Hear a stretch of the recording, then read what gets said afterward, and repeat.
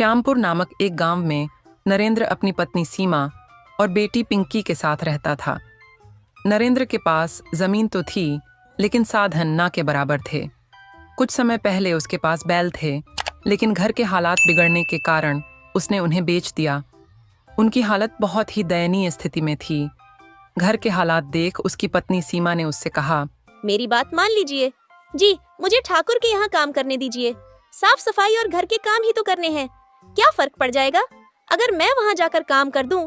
कम से कम घर के राशन पानी का तो खर्चा निकल ही जाएगा। ऐसी बात मत किया कर। पिंकी की माँ, तेरी बातें मेरे दिल को छलनी कर देती हैं। ये मेरे लिए मर मिटने जैसा हो जाता है। सीमा, तुम जानती नहीं हो उस ठाकुर की नीयत कितनी गंदी है। वो अपने घर पर काम करने वाली हर औरत पर बुरी नजर रखता है, और मैं नहीं चाहता कि वहां जाकर तुम भी उसकी गंदी नजर का शिकार बनो ना मुझसे तो नहीं देखा जाएगा, और मैं तो गांव में किसी को अपना मुंह भी नहीं दिखा पाऊंगा। नहीं, तू वहां काम करने नहीं जाएगी बस। नरेंद्र दिन भर इसी चिंता में रहता था कि वह अपनी पत्नी और बच्ची को ढंग का खाना और कपड़े तक भी नहीं दे पा रहा था। वह फटे पुराने कपड़े पहनकर ही गुजारा चला रहे थे। नरेंद्र जब भी गांव में किसी से मदद मांगने जाता कि हल और बैल दे दो या ट्रैक्टर उसके खेतों में चला दो, तो सभी उसे मना कर देते। एक दिन अपने खेतों को फावड़े से खोदते खोदते वह अधमरा सा हो गया। उसकी सूखी जमीन पर फावड़ा भी नहीं चल रहा था, लेकिन वह लगातार फावड़ा चलाए जा रहा था। उसकी आंखों के सामने बार बार अपने परिवार का चेहरा आ रहा था। उधर गांव का ठाकुर गीदड़ की तरह नजरें गड़ाए बैठा था कि कब नरेंद्र मदद के लिए उसके पास आए और वह उसकी जमीन हथिया ले। वो जब भी नरेंद्र से मिलता था तो उसे एक ही बात कहता था, अरे नरेंद्र, तुझे कितनी बार कहा है अपनी जमीन मुझे दे दे, मैं तुझे उसके अच्छे दाम दे दूंगा। नहीं साहब, पैसे तो एक दिन खत्म हो जाएंगे, लेकिन जमीन यह मेरे पूर्वजों की निशानी है। भला इन्हें मैं कैसे बेच सकता हूँ? यह कहकर नरेंद्र चला जाता है।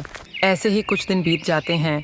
एक रोज सीमा उससे कहती है, सुनिए जी, घर में आटा नहीं बचा है और ना अचार सब्जी, कुछ भी खाने को नहीं है। अब हम क्या खाएंगे जी? सीमा, तू पिंकी के लिए कुछ देख है तो हम तो भूखे भी सो जाएंगे। लेकिन आपने भी तो सुबह से कुछ नहीं खाया जी, आपको भी तो भूख लगी होगी ना? भूख तो लगी है सीमा, लेकिन मेरी जेब में पैसे नहीं है कि मैं बाजार जाकर आटा खरीद सकूं, और खेत पूरी तरह बंजर है, उसमें घास तक का एक अंश नहीं होता है। अपने पति की लाचारी देख सीमा को उस पर दया आती है।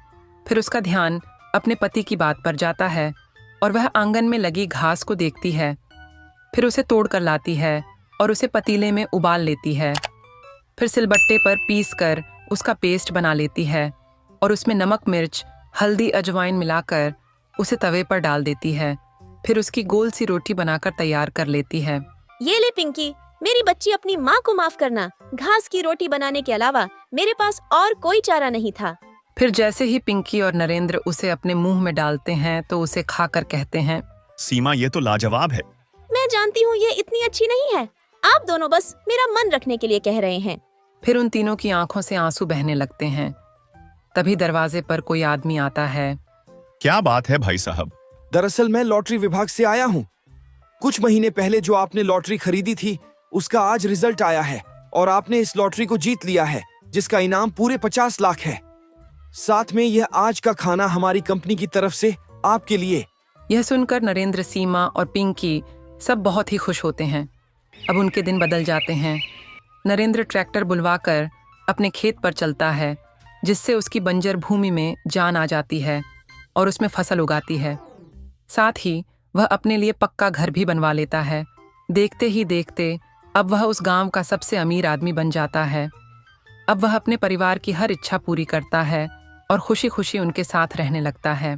तो दोस्तों, ये थी हमारी आज की कहानी। ऐसी और इंटरेस्टिंग कहानियों के लिए चैनल को सब्सक्राइब कर लीजिए और हाँ, बेल आइकॉन को प्रेस करना मत भूलना।